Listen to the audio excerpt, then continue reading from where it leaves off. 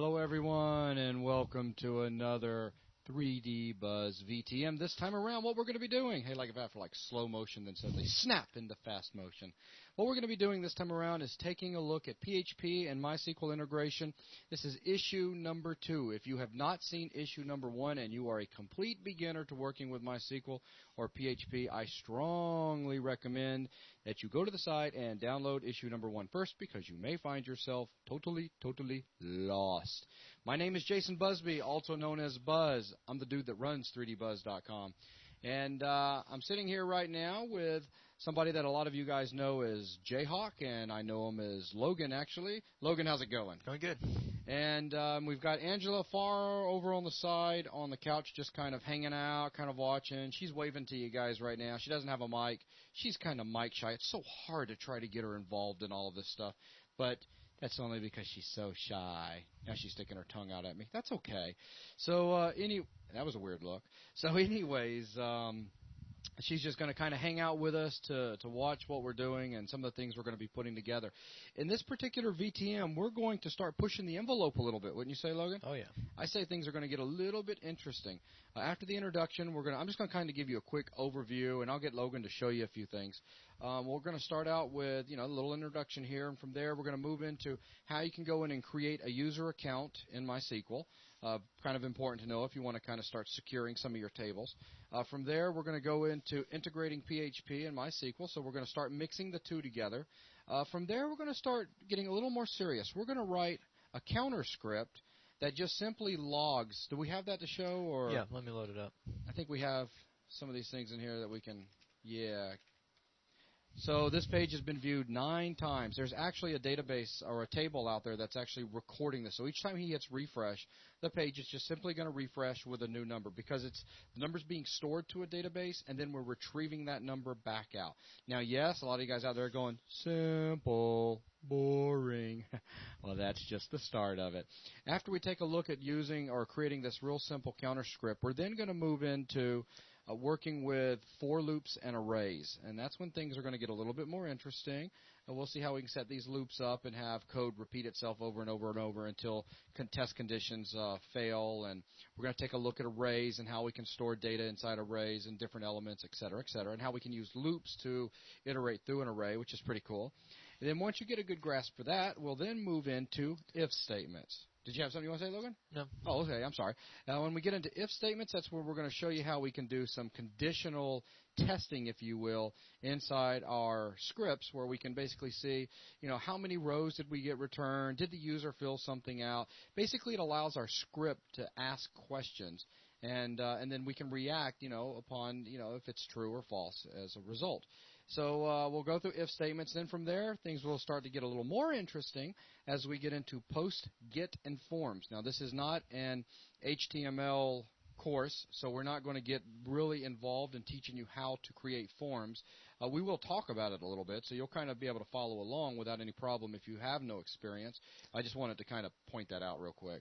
But we're going to show you how we can actually pass data from one web page to another web page, and also how we can create a form that will submit data to another web page. And we'll actually have it submit data back to itself and then act upon that data, which is pretty cool. And I think we're going to get into string length and some other interesting functions when we get there. So yeah, that'll be fun. From there, then it's time to actually put all of this stuff to good use. We're going to create a real guest book. Now, it's not the prettiest thing in the world, for the simple fact that, poor Logan's going to be coding live here, and I'll talk more about that in just a minute. But, while he's in there and typing and all, if I made him type tons and tons and tons of HTML code, he would have probably killed me. So this is it right here. It's very basic. Basically, it'll allow somebody to go in there and type in a name, put in their email address, and leave some comments for you. So this is an actual project. It's very useful. When he submits this, it resubmits to the page. Down below, you can see everybody that's come in there, the date and the time that they were there, the comments they've left for you.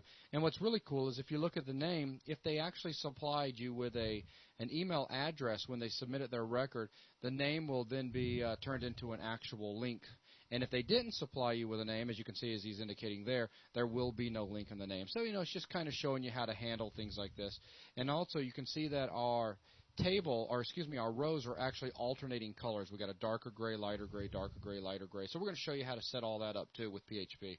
That kind of gets us into the modulus command and some stuff like that. So anyways, let's see what else we got going on. After we get done with the guest book, then we're going to take things up yet one more notch. We're going to take a look at how we can create a stat tracker. Basically, it's a statistics system, if you will. This is not something you'd want to use for an extremely heavily trafficked site, somebody that receives thousands and thousands of views a day. But, for giving you an understanding on how something like this could be put together, I think this is an awesome example that we're going to give you. Here it is right here. Again, the HTML code is nothing pretty to look at, but the functionality is all in place. Right now, we're receiving all sorts of information. We can see that there's been 2 unique IPs that have actually viewed our various pages that we have. We actually create 3 mock pages, and we use our counter, our guest book as well. Thank you. And we add that into the whole mix. And you can see below the 2 unique IPs, it shows you the 2 IPs that have viewed them and how many pages or how many views we actually got from each of those IPs. And you can see that the 68.53, that's one that we actually logged from another computer just to demonstrate that other computers could get to it. And then up underneath that, we have pages. So it breaks down every page that's actually inside of our website, and it shows us how many times each of those pages have been viewed. And then we take it and make it one step more interesting by, if we go back up to the IP section, we actually turn each of the IPs into a link. And so if you click on one of those, then what it's going to do is it's going to then break down when that person came in, what page it was he looked at. So this guy came in and looked at tracker.php first because we order this by the date timestamp.